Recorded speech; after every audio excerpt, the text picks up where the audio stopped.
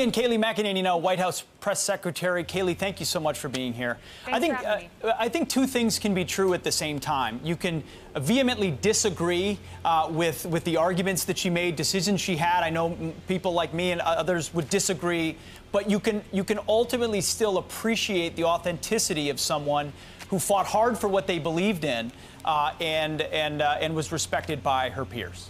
Pete, that's exactly right. I remember being at law school at Harvard where Ruth Bader Ginsburg went when she was one of 9 women out of a class of 500. When I went there, more than half or around that were women. She paved the way. And I remember you always paid a little bit closer attention when it was a Scalia dissent, when it was a Ginsburg dissent. These people just left their legacy on the court. Ruth Bader Ginsburg notably going to law school. Her husband gets cancer. She's raising a 3-year-old on the law review. She really paved the way. She's made a place in American history that will never be forgotten. Kayleigh, all of those points are well taken. Who Ruth Bader Ginsburg was, not just as a jurist, but as a person. We move forward to what happens next.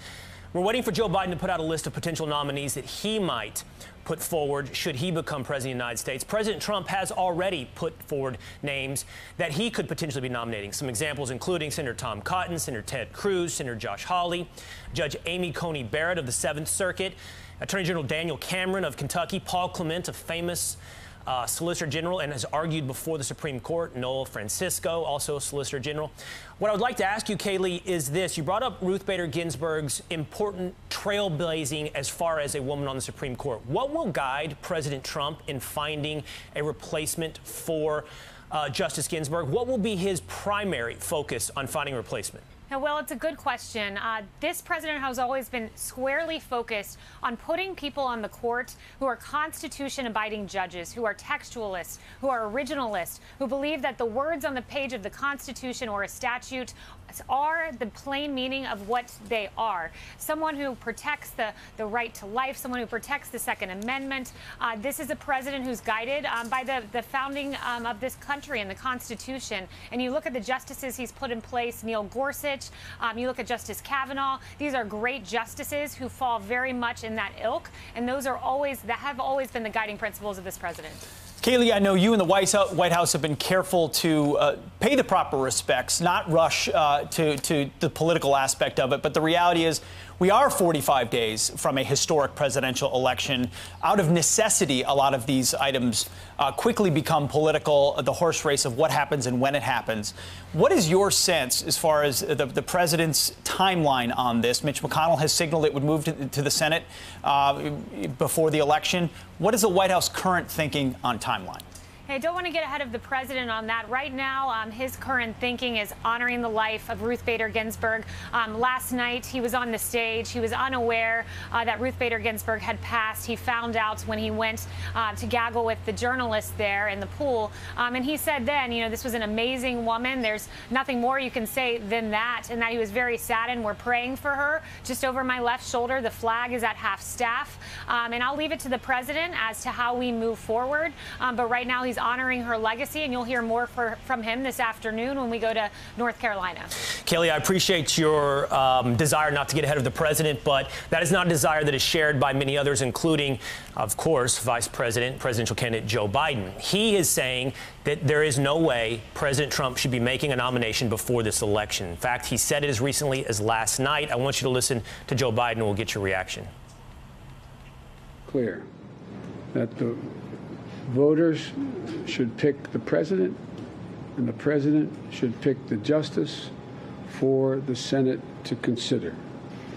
This was the position of the Republican Senate took in 2016 when there were almost 10 months to go before the election. That's the position the United States Senate must take today, and so they should do this with full consideration, and that is my hope and expectation what will happen. Kayleigh, you can hear Joe Biden referencing 2016. How, again, with respect to not wanting to get ahead of the president, how do you suspect the administration will move forward? Well, look, the former vice president, in all due respect, instead of telling the current president what to do, he needs to tell voters where he stands. We don't know who is on his Supreme Court list. We don't know what kind of justices he would nominate. We know very squarely this president's been very transparent, putting forward two lists as to exactly not just what his justices would look like, but what their names would be. This is paramount importance to the American voters. This is now a linchpin issue of this election. And Joe Biden, where do you stand? What do your justices look like? Do they believe in the Constitution? Do they abide by the Constitution? Do they believe in the plain words of a statute? He needs to answer those questions before telling President Trump exactly how to move forward. Well, Kayleigh, you're right. We don't know the names of who former Vice President Joe Biden might pick, but we do know what that person or woman would look like. Here's a flashback to what the former Vice President Biden said in June about possibly picking a nominee. Supreme Court. The president says he's going to issue an updated list of potential nominees to the court. You have said you would put a black woman on the court should a spot open up, but there are groups calling for you to release a list of specific names you put on the court. Are you going to do that? One thing I hesitate to do is follow anything the president does at all, because he usually does it all wrong. We are putting together a list of a group of African-American women who are qualified and have the experience to be in the court. I am not going to release that until we go further down the line of vetting them as well. Kayleigh, our politics have been consumed by identity politics. Does race or gender have a factor in who the president ultimately chooses here? No, principles are at the heart of who the president chooses. Look, I remember exactly where I was standing when Justice Scalia passed. It was a heartbreaking moment, much like last night was for the nation with the passing of Justice Ginsburg. And I remember I was just before a presidential debate, in fact, when Justice Scalia passed. And it became this the laser focus on the Supreme Court, which is always of importance to voters, but now more than ever. This is a lifetime appointment. These are issues that hit at the very core of our liberties, like the Second Amendment, like the right to life, the First Amendment, freedom of speech. These issues determine the very values of this country. So knowing where he stands, knowing these names is very important to voters. And really the onus is on him now to put out that list. The who is incredibly important, both from Joe Biden and ultimately from President Trump as well. If I might, Kayleigh, I just want to return to the when. And I totally respect that you do not want to get ahead of the president. And I respect that now is also a time for reflection on Ruth Bader Ginsburg's life. But everyone watching is wondering when this fight, when this nomination might take place. We'll get to who that may be.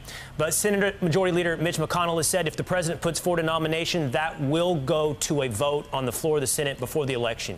Should we expect the president to make a nomination here in the near term? Yeah, again, I'll leave it to him. You'll be hearing from him in North Carolina. I'm sure he'll talk to reporters today, and I want to leave that to President Trump to make that announcement and to decide how we move forward. But make no mistake, this president understands the importance of this issue, understands the importance of the court, and he has a legacy now of 2 Supreme Court justices. Nearly 300 judges on the federal court would have been appointed under this president, and they are good, hardworking judges who respect the Constitution and the values of this country. Kayleigh, when you consider what was done to Justice Kavanaugh, when you consider the firestorm that was more or less a transfer of equal votes. I mean, it was sort of a moderate for a more conservative justice. This is the balance of the court on issues, as you mentioned, as fundamental as right to life, which people have dedicated their careers to pursuing the overturning of Roe v. Wade. How will the White House approach this confirmation process, anticipating what was done to Justice Kavanaugh? Yeah, well, should that happen, what we would do is encourage our Democrat counterparts to be respectful, to not malign people. What happened to Justice Kavanaugh was a travesty in this country. A good man who was respected prior to his nomination to the Supreme Court, respected by both sides of the aisle, a principled man, a father, someone who was of great character, who was maligned, was completely dragged through the mud, all because he was appointed by President Trump. So should that happen, we would encourage our Democrat counterparts to respect the process and to respect people who are very well principled and have a great record of scholarly work. Let's hope so. Kayleigh, it's definitely going to be an interesting next few weeks, to say the least. Thank you so much Thank for you, joining Kayleigh. us this morning. Thank you, and we're praying for Justice Ginsburg and her family. Amen.